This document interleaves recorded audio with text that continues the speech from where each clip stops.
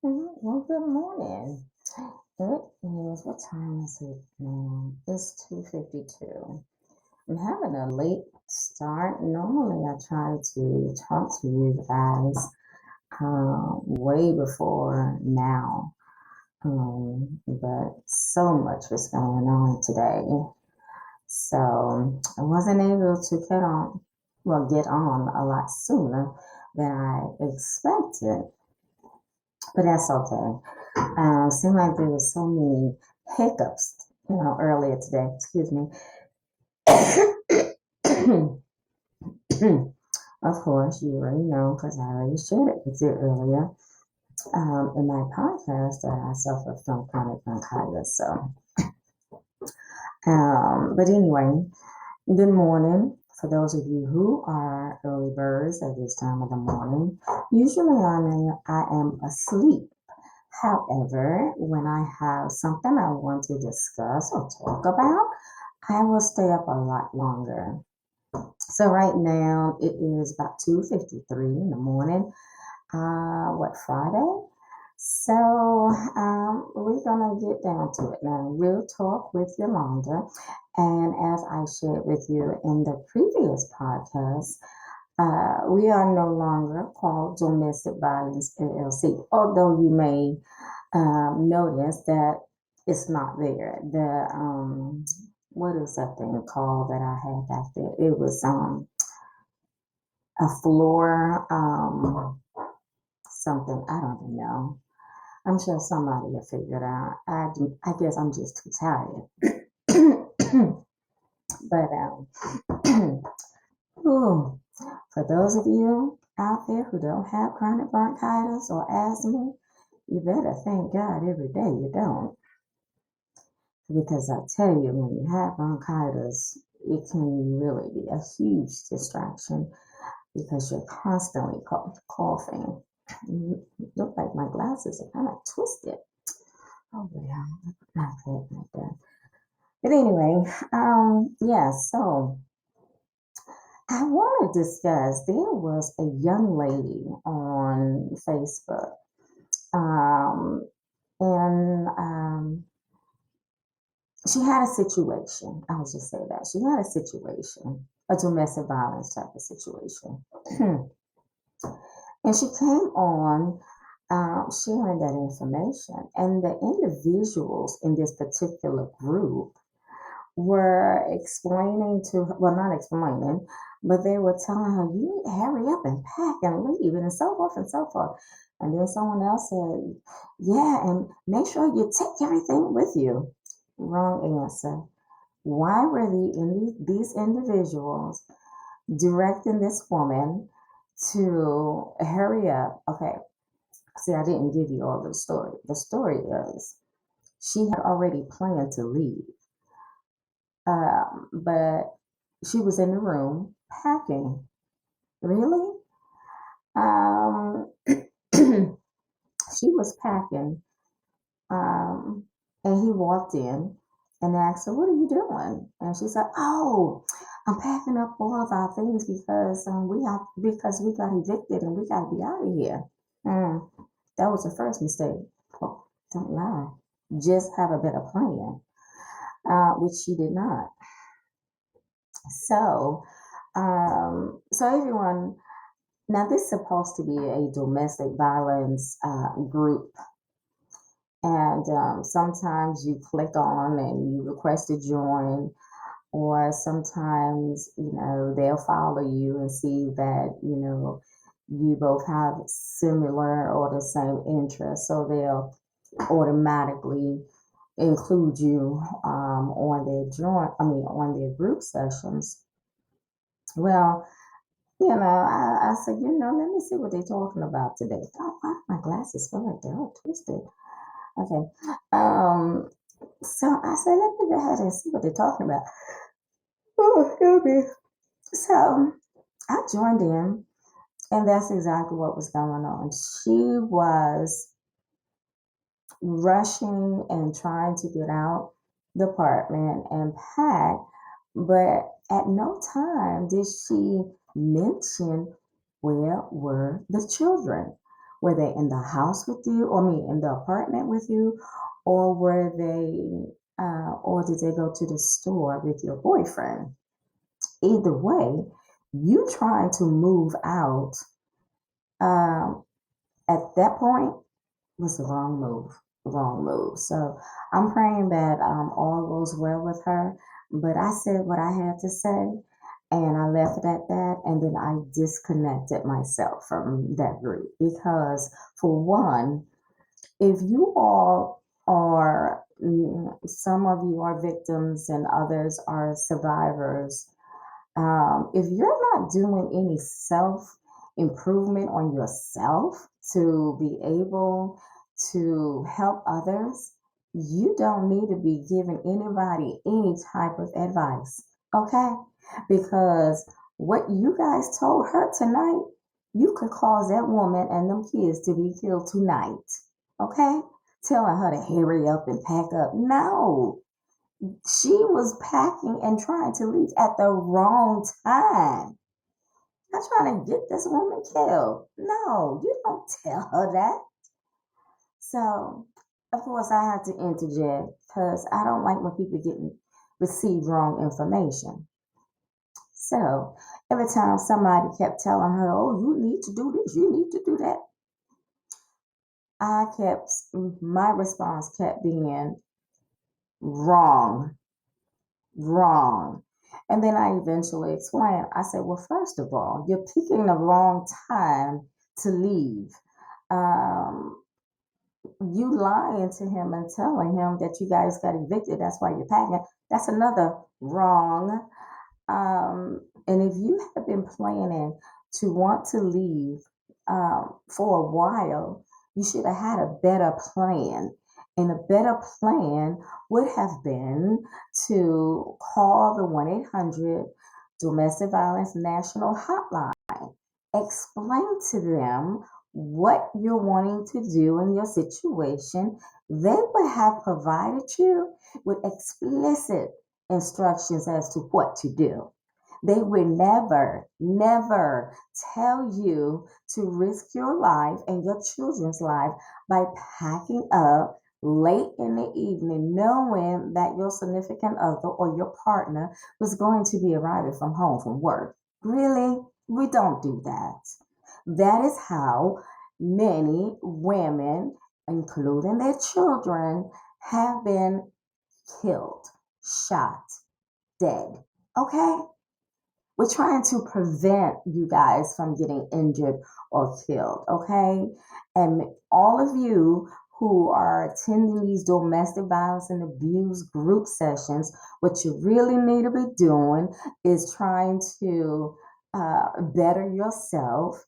Now that you are without your abuser or your perpetrator, you need to be trying to better yourself, okay? Being involved in those group sessions is not going to help you, okay? Because basically, what that is just a little gossip section. People just coming in and just venting and no, you're not learning anything. And eventually, you're going to stay stuck and you're going to be triggered and you're going to find yourself not moving forward.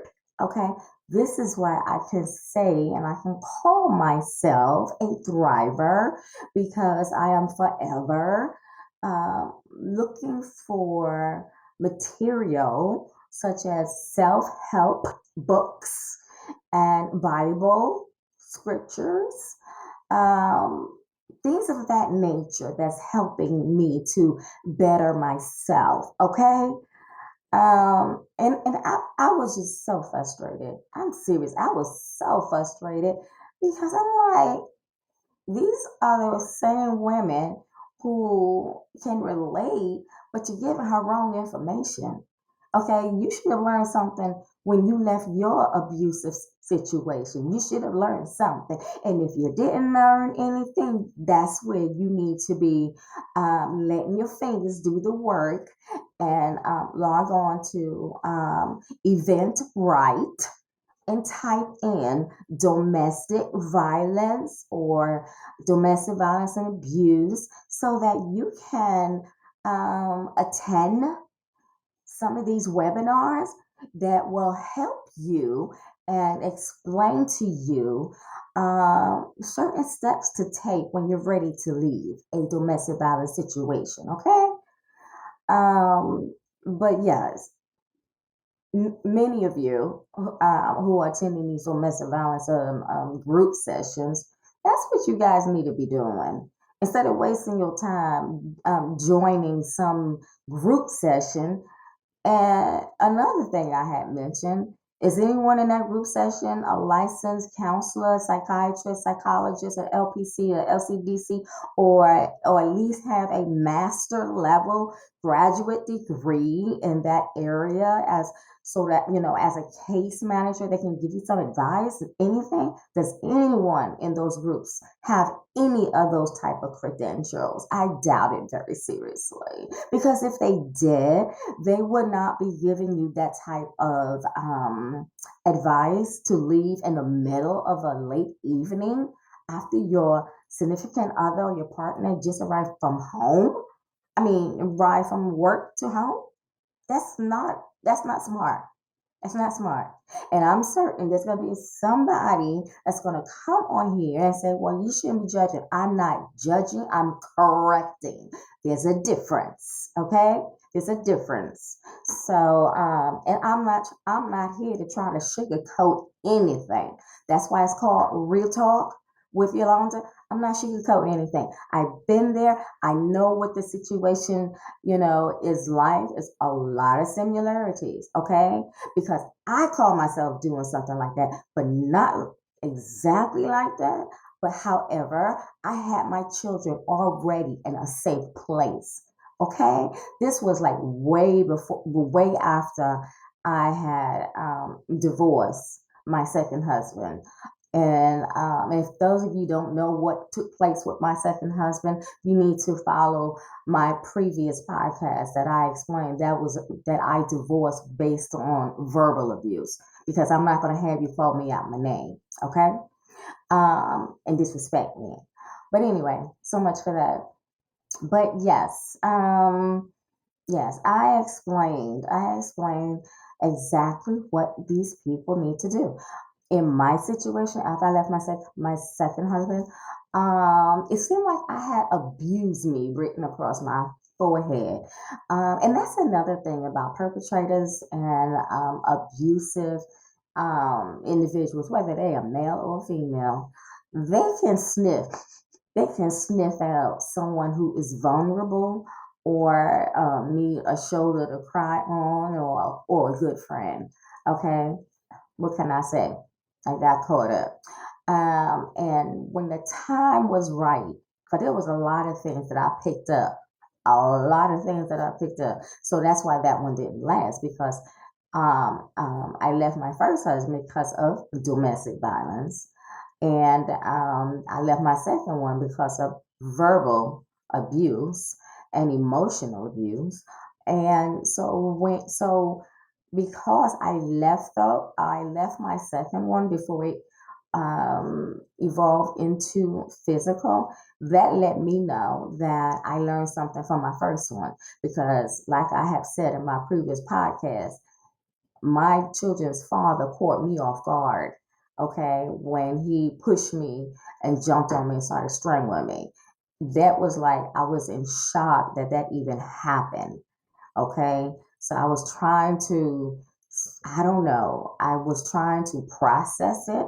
So I'm like, okay, no, that didn't happen. That could not have happened, because I come from a strong line of black, strong women. On my mother's side, we don't allow that, but on my father's side, it's a different story.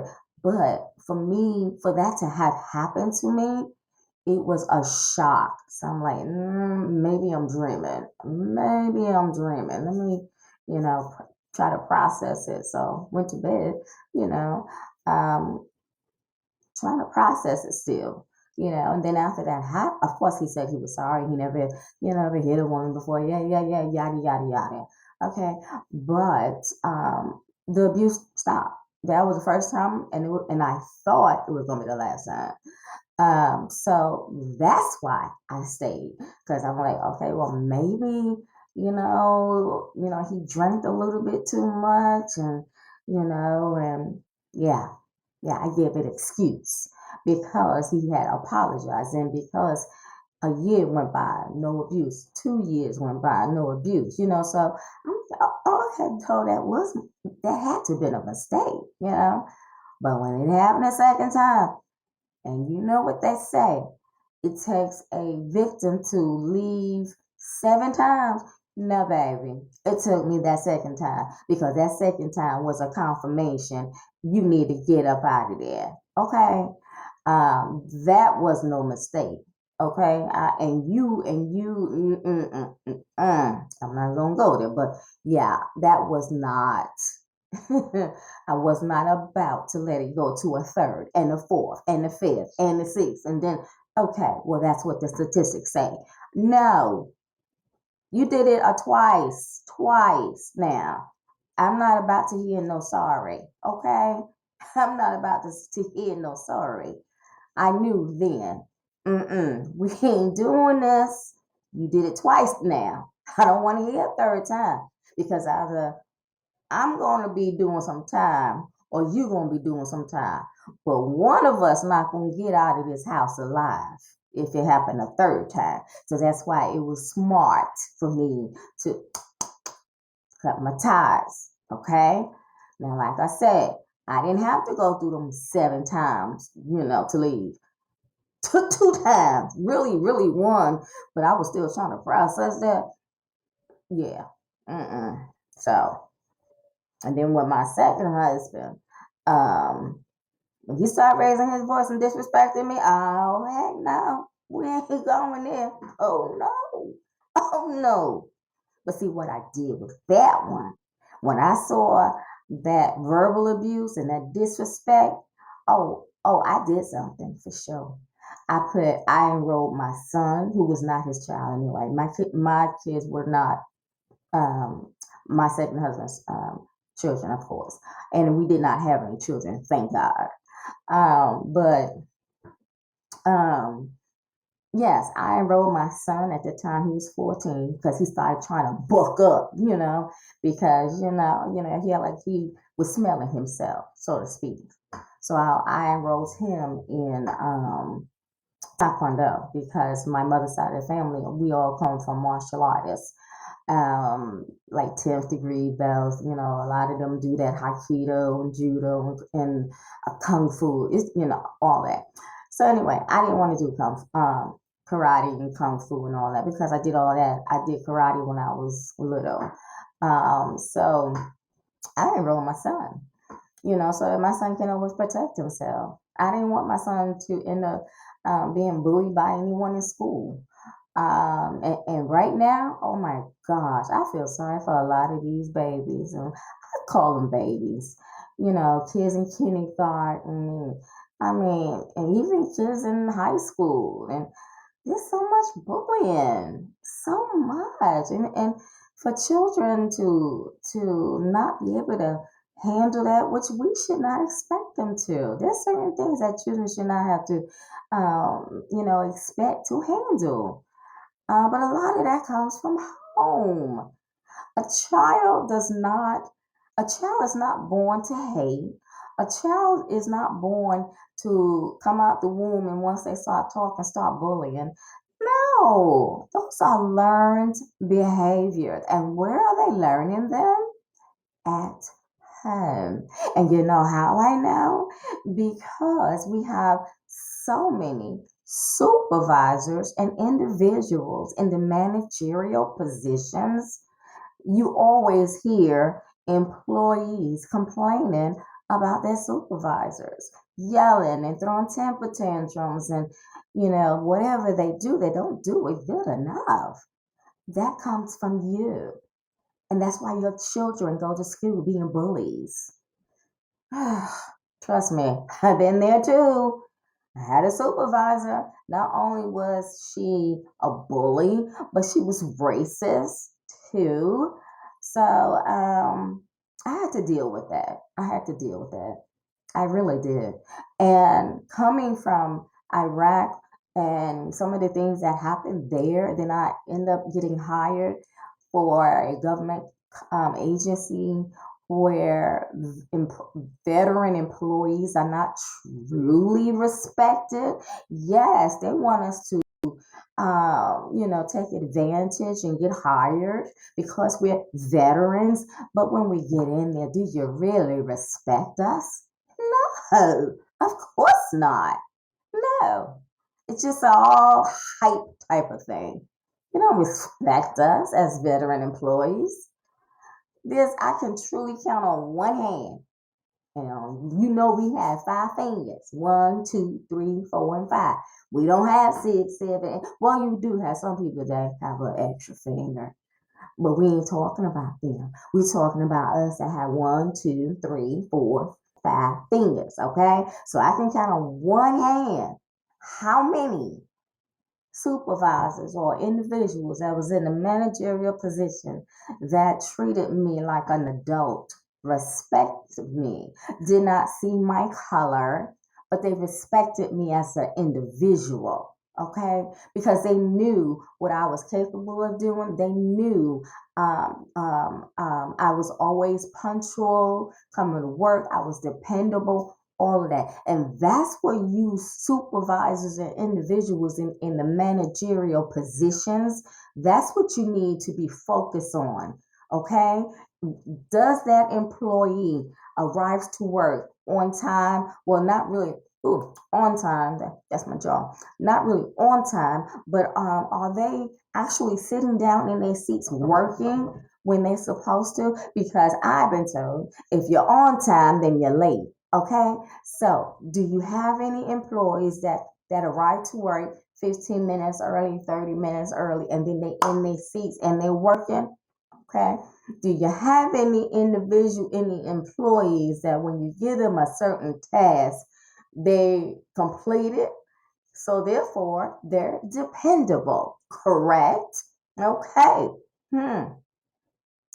Do you have any employees that does not sit around and socialize or go and interrupt other employees around the office, because they too lackadaisical. They don't want to do their work, so they want to distract everyone else.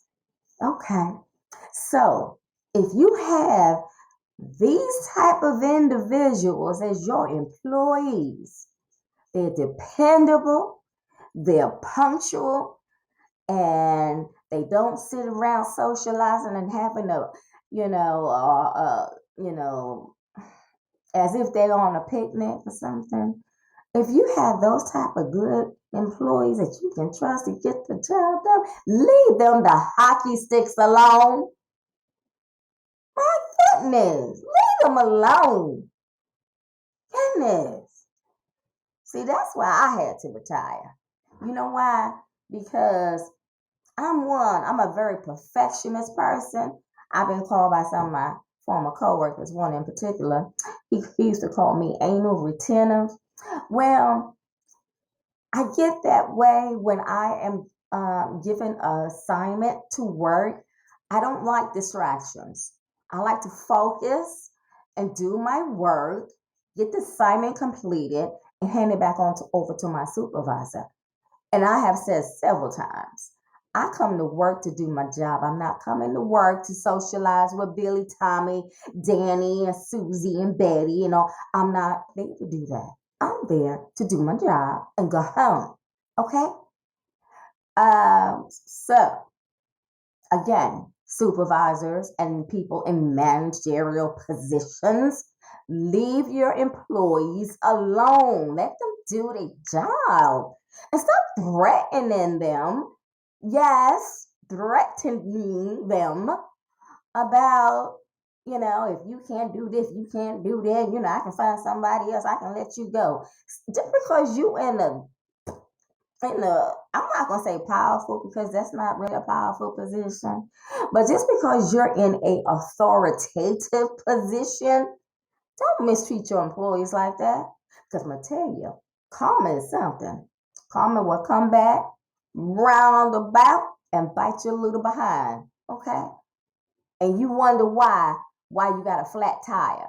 Oh, you wonder why you're late to a special meeting, or you wonder why the elevator stopped in the middle of the floor while you trying to get upstairs to your office.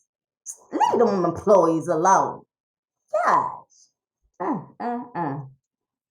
There I go again. I'm getting upset. I'm getting upset. I'm getting upset. Certain topics just bother me. It seems like I have truly experienced a lot of what's going on in the world now with the bullies of children, with the bullies of supervisors. Oh my gosh, really? See, you're lucky there are laws about crime, because trust me, all of you supervisors and individuals in authoritative position, throwing your weight around just because you're in a authoritative position, you're lucky, there's such thing as crime. Because I'm gonna tell you, I mean, I can only imagine how many of them employees want to just slap beside your head. Leave them alone. Sure, you don't know what type of situation or what's going on at their home. Okay, they may have a child, a real sick child. That's the reason why they have to request for overtime or whatever. They may have a sick mother.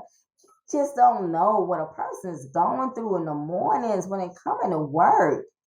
I mean, I could see that.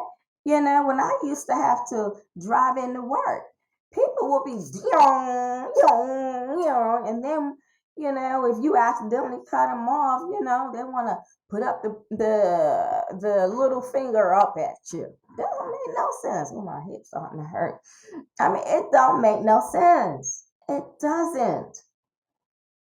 Oh my goodness, leave the employees alone. Because I'm gonna tell you, just because, just because you're in a authoritative managerial position, that does not mean you are qualified to be there. Okay, remember that. There are many, or there are in managerial positions that don't have leadership skills whatsoever. Okay, you in that position because you probably asked for it, or you probably rubbed elbows. Okay, or you probably did one of them quid pro quo type of things. Oh, I do for you and you do for me. I'll snitch for you what the other employees are doing. Yeah, you one of those type employees. That's probably why you got that position.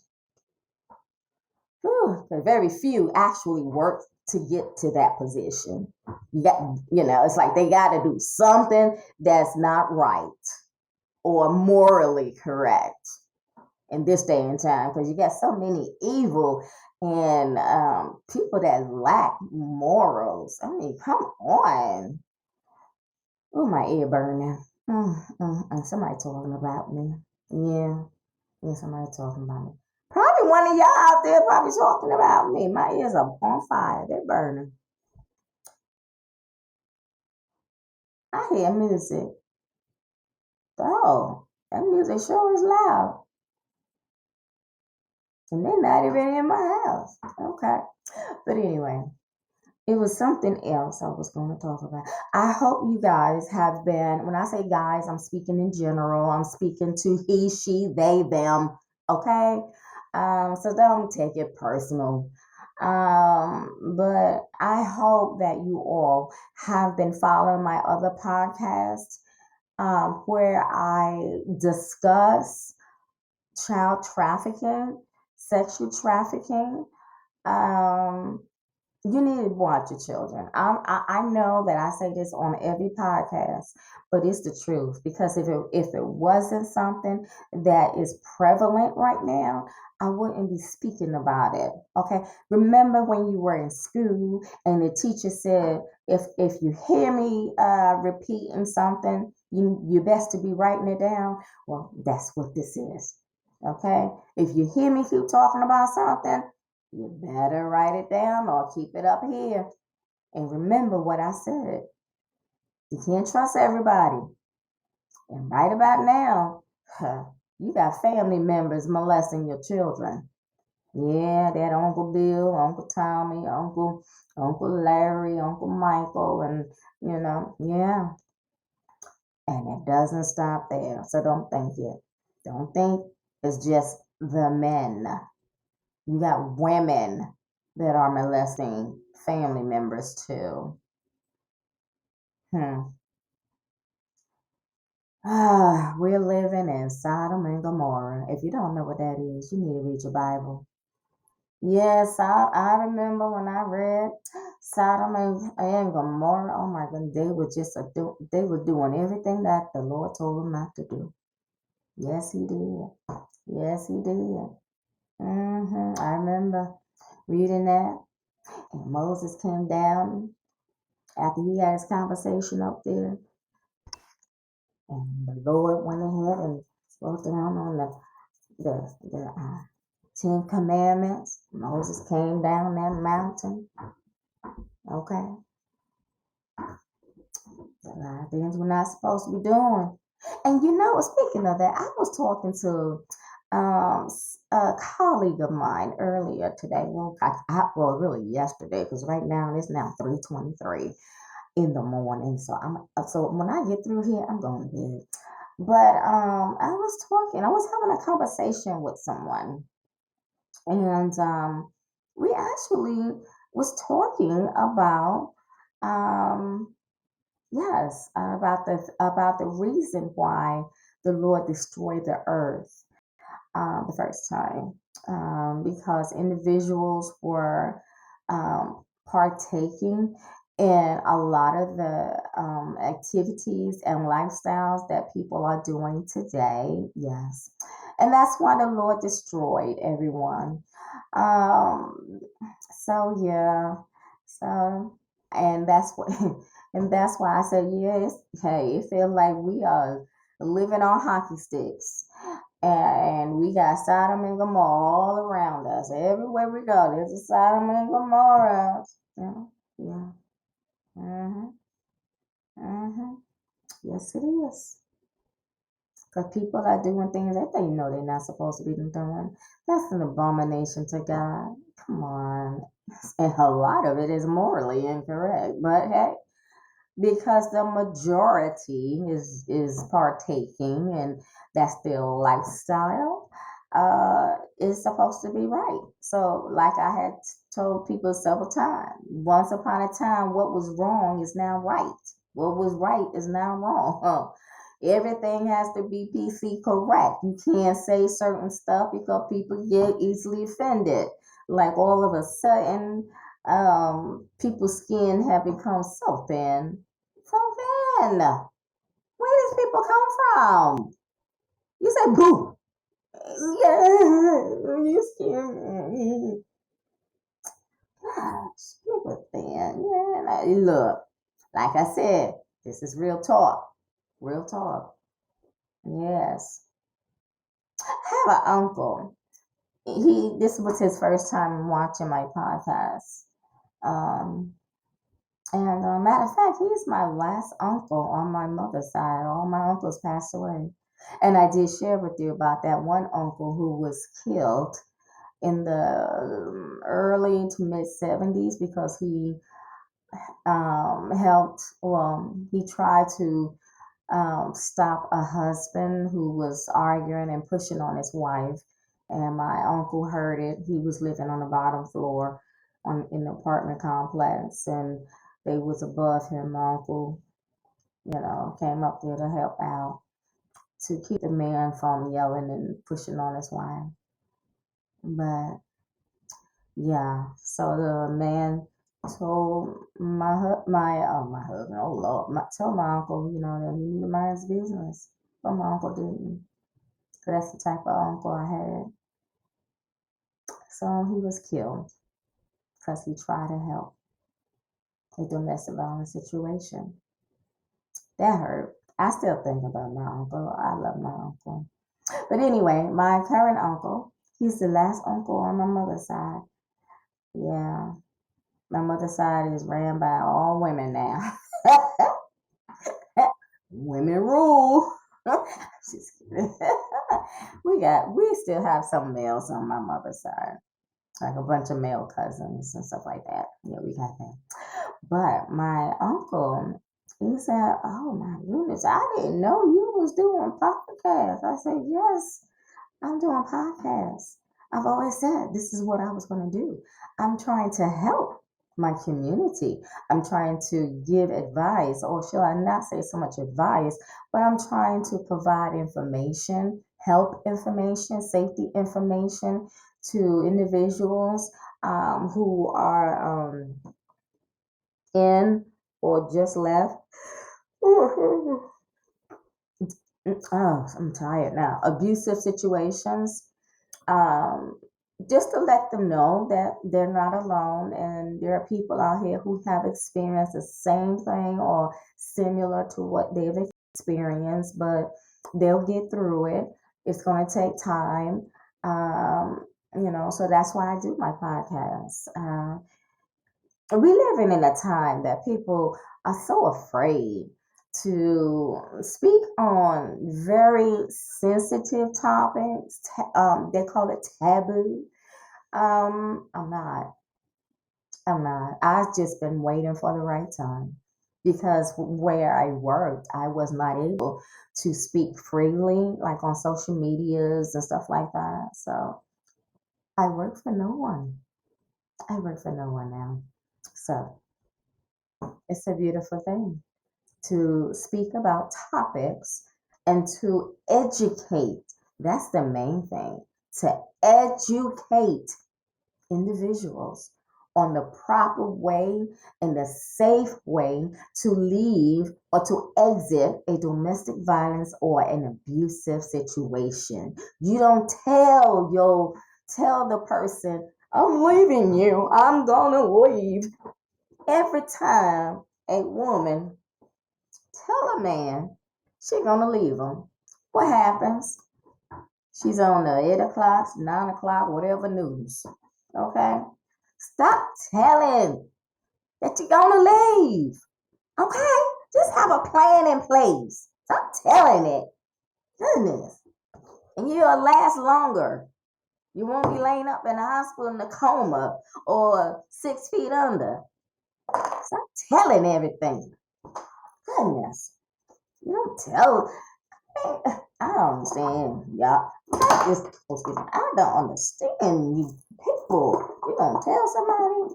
I mean, I see that on television. You know, when you're watching television or when you go to a movie and you see that in the movies, I'm gonna leave you. I'm leaving. You don't. And as my grandmother or my mother, one of them used to say, you don't tell the right hand what the left hand's going to do. And that's also in the Bible. You just need to be quiet. If you're going to leave, have a plan in place first. And speaking of that, I'm going to cover that tomorrow. Okay, because right now my eyes are getting red and I'm really getting sleepy. So I'm going to cover that tomorrow. I'm going to pick up that tomorrow about what type of safety plan that needs to be implemented if you're in a uncomfortable or unsafe situation or relationship, how to do it and how to do it correctly so that you don't injure yourself, or I mean, you don't get injured and you don't compromise the safety of your children if you have any, or even your animal if you got a dog or whatever. So I'm going to share that with you guys tomorrow night when I come back on. So and be certain to hit the tab, people. Subscribe so that you can receive more of my podcast. Okay, hit it. Don't cost anything. My goodness, the button, okay? Peace. Peace. I gotta go.